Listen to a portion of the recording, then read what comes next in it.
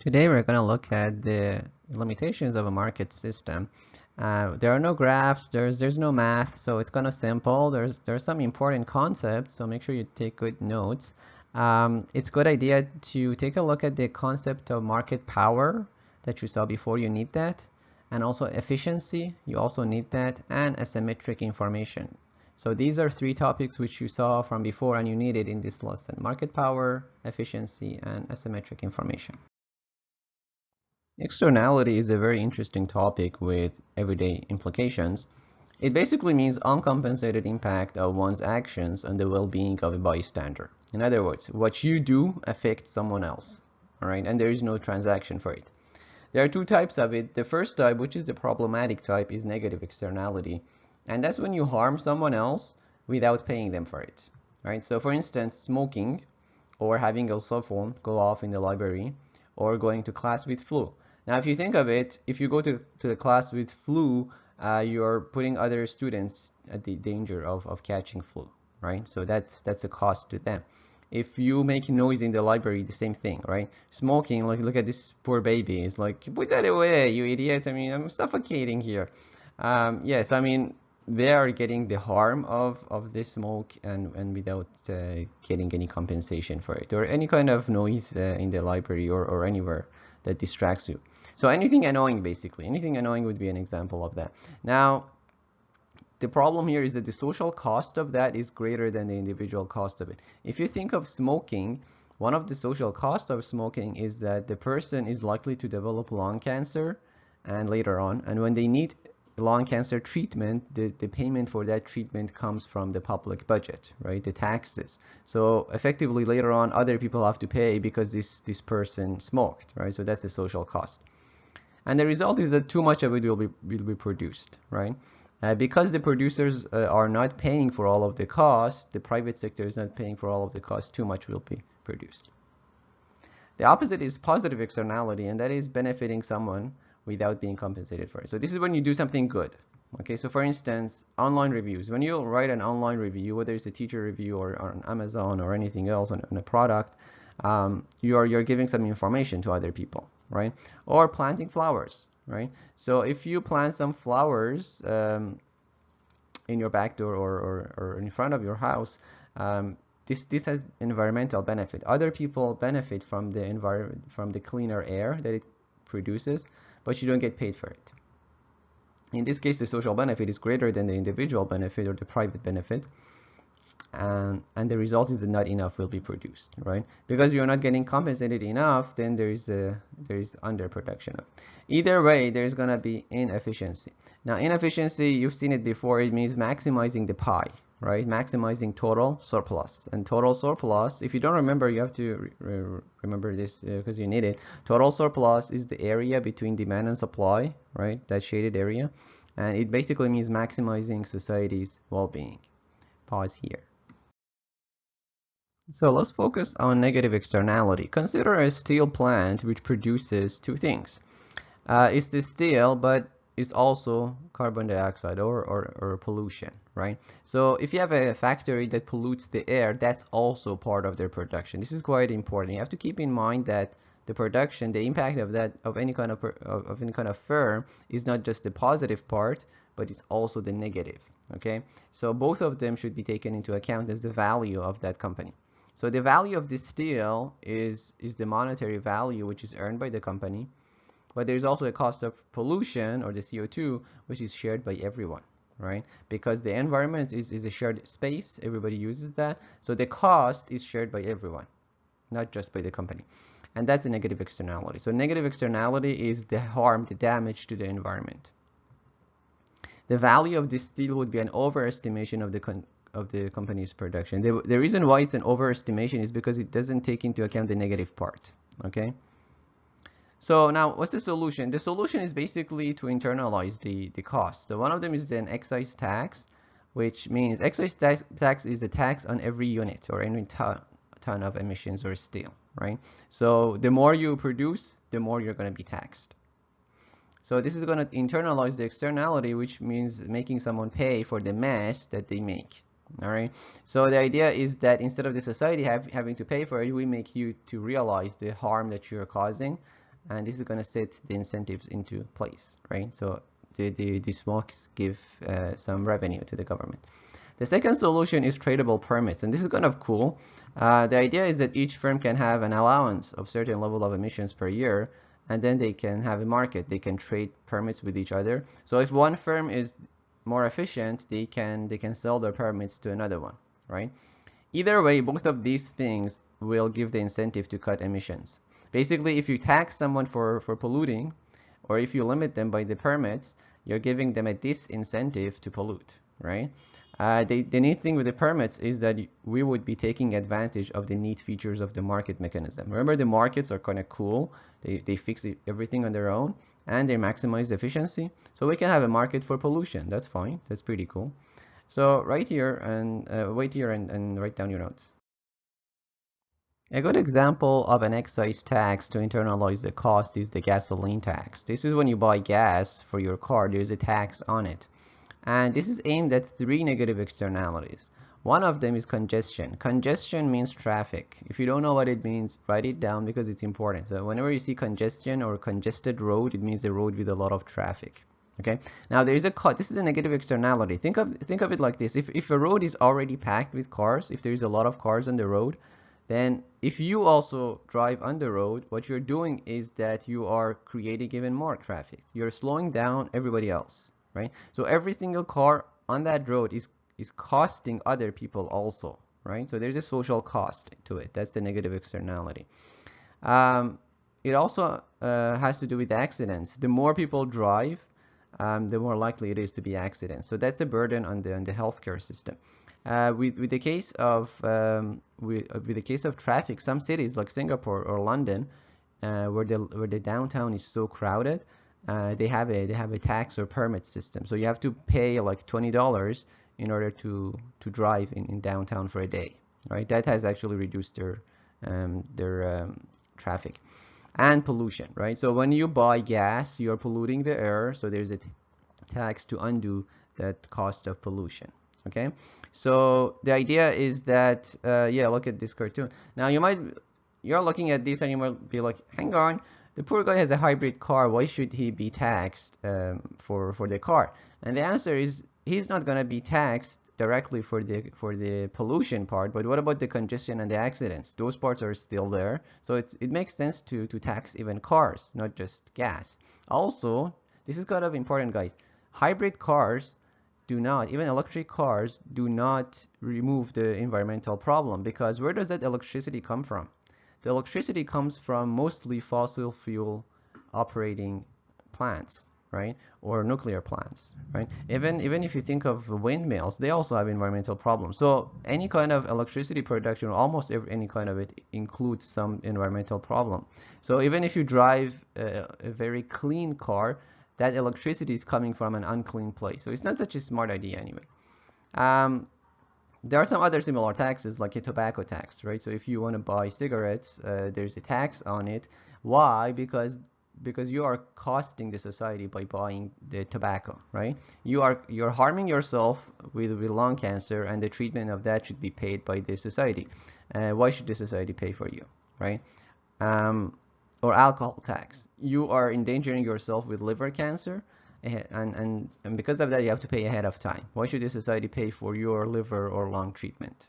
Okay, so the idea is that when you make a decision to consume alcohol or tobacco or anything, you must pay for the cost of your own decision. All right, that's important. That's the whole idea of incentives. You have to pay for what you do. That's going to set the incentives right. That's going to make people think twice.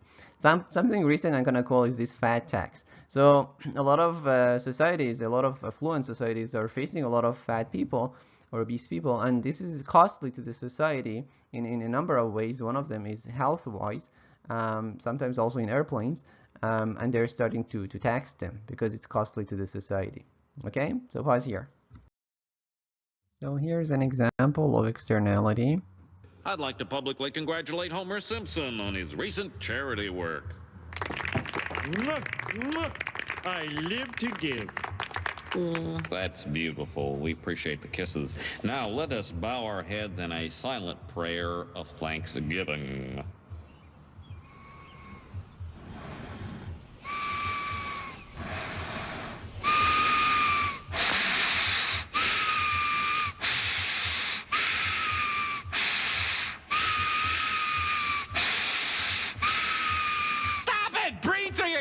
mouth! Oh, can't you see this man isn't a hero? He's annoying. He's very, very annoying. Alright, so being annoying is an example of negative externality, or making noise when everybody is silent. Positive externality would be charity, for instance. Another cool topic is this classification of goods and services into four. So one relevant concept here is this idea of rivalry. A rival good or service is such that one person's consumption reduces the amount available to others. So if you use it, then there is less available to others. Now, most things are rival. I think a good way of thinking of rivalry is think of goods and services. Remember the difference between good and service? Good is an object, is tangible. Service is intangible. Almost all goods are rival, and most services are non-rival. Okay, so that can help you, and we're going to look at examples so that it's going to make more sense. Another concept is excludability. An excludable good or service is such that the owner can prevent others from using it. All right, so pretty much there's a fee for it, there's a price for it. Now we're going to have a nice colorful table, and when you draw your own, make sure it's large and neat. So basically we are going to classify goods in terms of being rival or non-rival, and in terms of being excludable or non-excludable. Just one thing to note here, most things that you know and most things that you can pick are both rival and excludable. Okay, so those are called private goods. Okay, so most things are private goods, and we're going to give you examples. If it is non-rival but excludable, those are called club goods. So these are like titles for them. If it's non-excludable but rival, it's called common resources. Sometimes they call it common pool resources. Sometimes they call it common property resources. And the last one, which is non-rival and non-excludable, would be public goods. So let's look at some examples. Food, good example of rival and excludable. If you have a piece of food, it reduces the amount available to others. If you eat something, then you got it, right? It's yours. It's gone. Clothes is another example. If you're wearing a clothes, it belongs to you. It's private. Okay, most things that you can think of, you know, cars, houses, iPhones, whatever, rival and excludable. Non-rival but excludable would be something like Netflix. What happens is that this is a service, really. It's a service that can have many subscribers. A lot of people can be watching it at the same time, right? Or a concert, okay, or a cinema. Basically what you have is you have a large number of people watching it. If you're watching the screen, it doesn't really reduce from other people watching the screen, right? The light is shining on everyone, so anyone who's there can watch it. So in that sense, it's non-rival. It doesn't reduce. The amount is not reducible, okay? Now, if you think of it, if it becomes really congested, then maybe, but that's the space, not the actual service of the light. Common resources, a good example of that is the fish in the ocean. There's a limited amount of fish in the ocean. If you catch a fish, then there's also available to others. So it is rival, but it's not excludable. Anybody can go out and catch a fish, right? We're assuming that there's no permit requirement by the government, right? Or trees in the forest. Anybody can go out and cut down a tree in the forest, but there's a limited supply of them. And the last one, the classical example of a public good is a lighthouse. If you think of a lighthouse, it's non-rival because a number of people, a number of ships and boats can watch the light, and it's not excludable. You can't say when any boat that's passing by can see the light. You can't exclude them from seeing it. Okay, it's like a shared space. And there's national defense. The idea of national defense, it basically means security. The idea that the feeling of security and safety, right, which is provided by having an army and having a police force. That is, anyone who is living in the country benefits from national defense. You can't pick and choose who gets it and who doesn't get it. Anyone who's there is going to get it whether they pay or not. Right? Now this cartoon is actually quite interesting. Attention is the rival. Sometimes they call it rivalrous. Sometimes it's rival. It's the same thing. Attention is scarce. You can pay attention either to topic A or topic B, or person A or person B. So that's scarce, that's rival. But information is non-rival. You can have the same formula, for instance, used by a lot of people. You can have the same idea being shared by a lot of people. So information is non-rival. Oh, that's kind of cool. Now here's your job. So this is where you have to do a little exercise. You are given 4 types of roads. okay? And each type would go into one of those 4 boxes: private, club, common, or public. So your job is to decide whether it's going to be rival or non-rival, and excludable or non-excludable, okay? So just to give you a tip is, when you look at the congestion, the idea of congestion is going to clarify whether it's rival or non-rival. Remember, congestion means if there's too much traffic on it. So whether it's congested or uncongested will tell you whether it's rival or non-rival. And the idea of the tool is going to determine whether it's excludable or not. Okay, so take a few minutes and place each of these 4 items in one of those 4 boxes. Another useful topic which you might have seen before is this idea of a free rider. Free rider is basically someone who uses something without paying for it, right? If you have done a group project, you might have had free riders, right? So the free rider in a group project is someone who doesn't do anything, and they just get the mark of the whole group, right? So that's a free rider. We have many examples of it. There is incentive to use a good or service without paying for it. Okay, so that's the idea of a free rider problem. And this occurs in the case of common resources, which is depletable because of overuse, right? And that's called the tragedy of the commons. Okay, so for instance, overfishing is a very good example of it. You have a limited amount of fish, and anyone who can go out and fish it. What happens is that everybody is going to rush out to get the fish.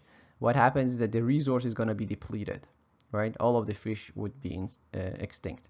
Another example of that is a grazing field. If you have a grazing field and a number of farmers who share that field, all of the farmers are going to take their sheep there before the other guy, and they're going to deplete the grazing field. There's also a problem with public goods because no one has incentive to provide it. You can't make profit on it. So think of a lighthouse, okay? The problem with the lighthouse is that everybody can watch the light, so you can't really make them pay for it, right? It's not excludable. There are 2 options for it. One of them is government provision, which is financed by taxes. So this is like a government solution. So what you do is that the government would build the lighthouse, and then they are going to tax all of the boat owners, okay, or the port living by. So one example of that would be national security, where national security includes the army, the police, the courts, right? All of those things. Those are provided by the government, and it's financed by the taxes that we pay. Another solution is a market provision, and that's financed by advertisement. Okay, I think this is a little bit more interesting and more dynamic. So think of fireworks or the jazz festival. So if you have some cool fireworks, yay. Those are not necessarily provided by the government. A lot of times it's the private sector, but because a lot of people go watch it, you can make money with advertisement. So those are 2 different ways of dealing with public goods. Basically, the gist of the mess that we're doing is to say that private goods work with the market, but the other 3 types, the club goods, common resources, and public goods, they can be problematic, right? So the market solution is very good with private goods, but it may not work quite well with the other 3 types. So we talked about common resources. Sometimes they're depleted, they're overused. And we talked about public goods. There's no incentive to provide them. Let's look at club goods. The problem with club goods is that once it's built, it has 0 marginal cost for additional users. Remember, MC stands for marginal cost. Okay, if you don't remember what it is or what it stands for, write it down for yourself. One example of that would be a library, or a road, a bridge, or an art gallery, right? So the thing is, these things usually take a lot of cost to build at the beginning. There's a lot of initial cost. But once you pay that, then it's almost free for anyone who can use it. You can have another person come in. Okay, big deal. Doesn't add anything to your costs. So it has 0 or almost 0 marginal cost for the additional users. Okay, so the problem is, how much should we charge them, right? Or think of it, the word club comes from a golf club. If you have a golf course is very expensive to build, but once you build it, you can have many people on it, right? Now, if there is congestion, then the problem is that the marginal cost is no longer 0. Okay, so each additional person is going to impose a cost on others. So if you have a very crowded bridge, for instance, if there's a lot of traffic on it and another car comes on, then they're going to make things even worse. So it's not that there's 0 problem. Okay, the idea is that overall, if you have a club good, what they do is that they take the average cost and they charge everyone the average cost. Okay, so whatever is they have to come up with an estimate of what is the total cost and divide it by the total number of users. Okay, an estimate of the total number of users, and the average cost is called the subscription fee, right? So the subscription fee or the membership fee is what you would pay to get Netflix or to get your cell phone service. Those are examples of club goods. By the way, these examples, make sure you write them because it really helps you understand what all of these things are and how different they are. So you charge a price to internalize the negative externality. So in the case of congestion or traffic, you may charge people for driving on that road. Okay, and it also helps to ration the product based on willingness to pay. If you have a very good road which everybody wants to drive on, but it's going to make it congested, what you do is that you put a price on it so that only those who really want it would drive on it. All right, and it doesn't get too crowded. And it also covers the operating costs, right? So if you go to a library or to a museum or to an art gallery or to a road and you see there's a price for it, well, remember the price serves these three important purposes. It internalizes the externality, it rations it based on highest willingness to pay. That's a really important condition for efficiency, and also it covers the operating costs. Okay, now that's just a joke. Anyway, one example of this is toll highways. Now, we have a few of them in Canada, and also for bridges. There's the 407 in Toronto. There's a lot of them in the US. If you've driven them, you see toll highways all over the place. Now, some of them are actually smarter than others, where there's not a constant price for driving, but the price actually varies, and it varies based on two things. One of them is the kilometers or miles driven, and the other is the level of traffic. So wow, that's cool. The important thing here is incentives, right? This is an excellent example of how to make people realize their incentives. Okay, make sure you understand this example. These highways have cameras on them, okay, and the cameras record the level of traffic, and they also record how much you've driven on the road. Okay, so it's really smart in a way. The more you drive on that road, the higher the payment that you have to make. In peak hours, right, in rush hours, what they do is that the rate goes up again, right? So it really makes you think twice whether you want to drive on that road, because you're going to cause congestion for other people. If you really want to pay that price, then you go ahead and you drive it, right? So it really makes people bear the consequences of their own decisions. That's the idea of incentives. Wow, that was cool. All right, let's sum up this mess. We have this concept of market failure, and that is when the free market doesn't achieve allocative efficiency.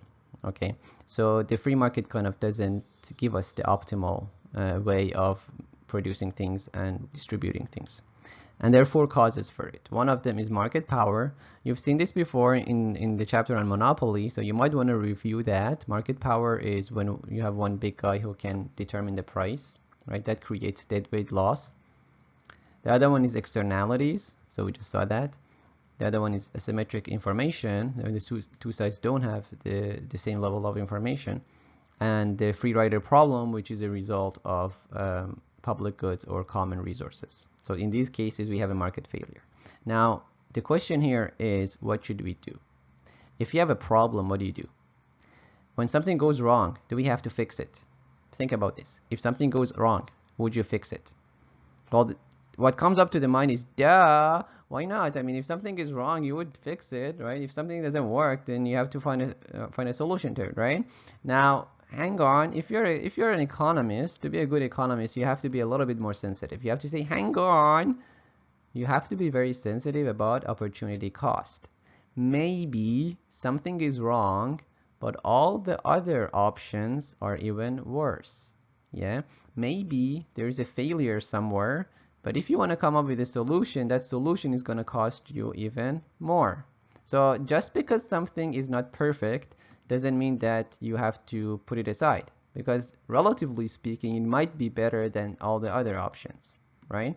So there's a neat quote by Milton Friedman, my hero, who said that the best is the enemy of the good, right? What it means is that a lot of times we aim for the best, but in aiming for the best, we miss the good. right? Because the best is just too idealistic and not feasible, so we're gonna end up wasting our resources on that, right? So that's kind of important to keep in mind, that just because there's a problem with the market doesn't mean that the non-market solution is necessarily better. Sometimes the non-market solution is even worse. So you have to think in practical terms. Wow, that's cool. So there is this concept of paternalism where there's government intervention in the free choice of individuals to protect them against their own ignorance or folly, just like a parent would do to the children, right? So parents, what they do is that they limit the freedom of the children, right? They tell their children what to do, what to wear, where to go, and all that. They take care of the children. It's kind of convenient to be a child because you're taken care of, but you don't have freedom. And the reason is that it's deemed that the children are not wise enough to make choices for themselves. The problem with paternalism is that who said that the government would know better than individuals? Who said that the government knows what is advantageous and what is harmful to the people, right? So that's a real important issue.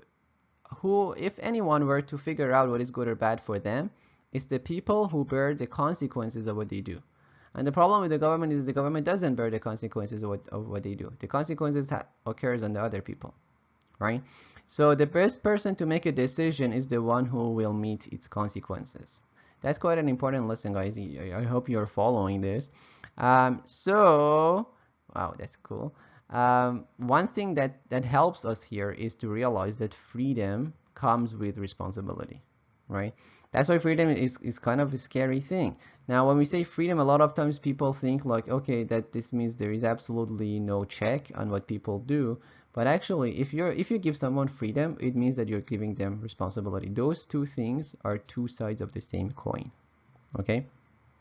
And if you look at empirical data that we have, the best solutions, the best results have occurred when people are given freedom to act as they see fit for themselves, right? And freedom is exactly a situation where people are responsible for what they do. Okay, so it actually makes a lot of sense to set freedom as our highest goal, as our criterion in assessing different policies and the highest virtue to achieve. Okay, so here's a kind of a funny thing. So FDR was the president of the U.S. in the 30s during the Great Depression, and he kind of adopted Keynesian ideas. And Keynes, if you remember from your intro, he talked about government intervention. So he said that the government is a solution. So that was FDR's policy. Reagan, who was really on the right side in the 80s, he said that the government is a problem, not the solution, so you have to limit the government.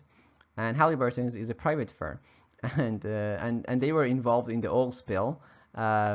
So basically, the idea was that the private sector sometimes gets to abuse the government and influence them, and that's one of the problems with the government. If you have a big government, the private sector tends to abuse and lobby. Pause here and write down. You can take a break here. You don't need to take notes on this. Let's look at a couple of cool quotes which are worthy of contemplation. So the first one is by Freud, who says, most people do not really want freedom because freedom involves responsibility and most people are frightened of responsibility. After Freud, there was this psychoanalyst called Erich Fromm, and he wrote a book called Escape from Freedom. And that's quite a useful analysis of how people escape from freedom. Another one is by Milton Friedman, my hero. Nobody spends someone else's money as wisely as he spends his own, right? So that's the idea that why should you have this paternalism? So the government solution to a problem is usually as bad as the problem and very often makes the problem worse. This is also another quote by Friedman. All right, this is kind of funny. All right, everybody, hands up. You, give me the cash drawer. Do what he says. I'm too rich to die. Freeze, bad guy! Vote Quimby. Okay, man, don't shoot. Chill. Homer, you said you got rid of the gun. You lied to me. Again. I know I said that, but what I secretly meant was... Yoink! Ho-ho! The joke's on you, buddy. There's no bullets in that thing. Yo, give me the bullets. Okay, don't shoot. Drop it. Boy! How did you know we were being robbed? The clerk here pressed the silent alarm, and we picked it up on our scanner. Did anyone stop that robber? No, I don't think so. I'm sorry I lied to you, Marge, but this gun had a hold on me. I felt this incredible surge of power, like God must feel when he's holding a gun. So please, get rid of it, because I know I'll just lie to you again and again.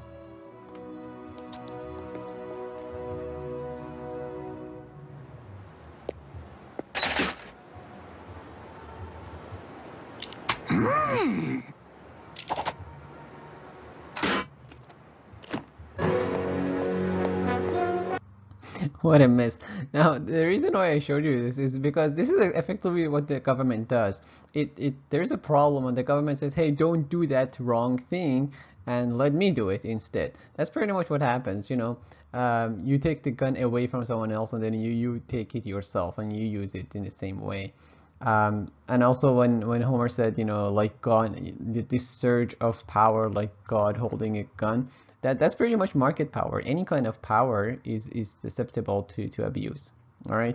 Now let me also clarify that there is always this sincerity of intention, right? There is nobody's questioning that. The government bureaucrats have good intentions, but that's not sufficient. Okay, as Milton Friedman said, you know, sincerity is a much overrated virtue in our society. Kind of like what Thoreau said, that philanthropy is an overrated virtue. Just because people have good intentions doesn't make it a useful or a smart policy to follow. Anyway, have a good day.